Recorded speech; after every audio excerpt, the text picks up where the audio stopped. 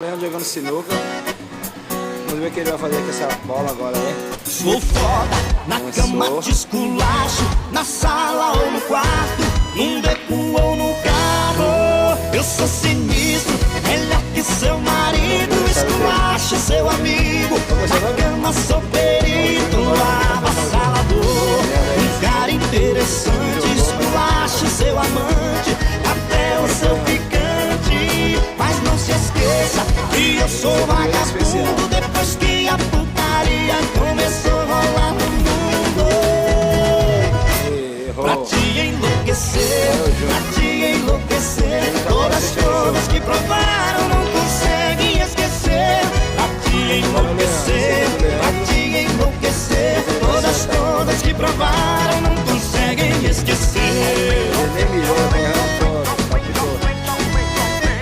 É o Carlos e Jade dando sequência no pente, ao pente, ao pente, ao pente, ao pente, ao pente, ao pente, ao pente, ao pente.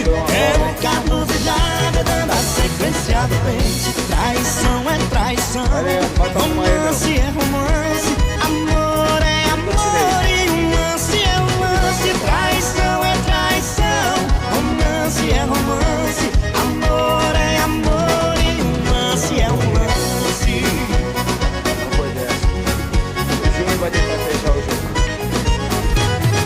Deu branco de novo, né? Júnior na cama te esculacho, na sala ou no quarto, num beco ou no carro. Eu sou sinistro, melhor que seu marido. Esculacho seu amigo, na cama sou perito, avassalador. Um cara interessante, esculacho seu amante, até o seu ficante. Mas não se esqueça que eu sou vagabundo depois que a putaria começou a rolar no mundo. Pra te enlouquecer, todas que provaram não conseguem esquecer. Pra te enlouquecer, todas que provaram não conseguem esquecer. Traição é traição, romance é romance, amor é amor e um lance é um lance. Traição é traição, romance é romance, amor é amor e um lance é um lance.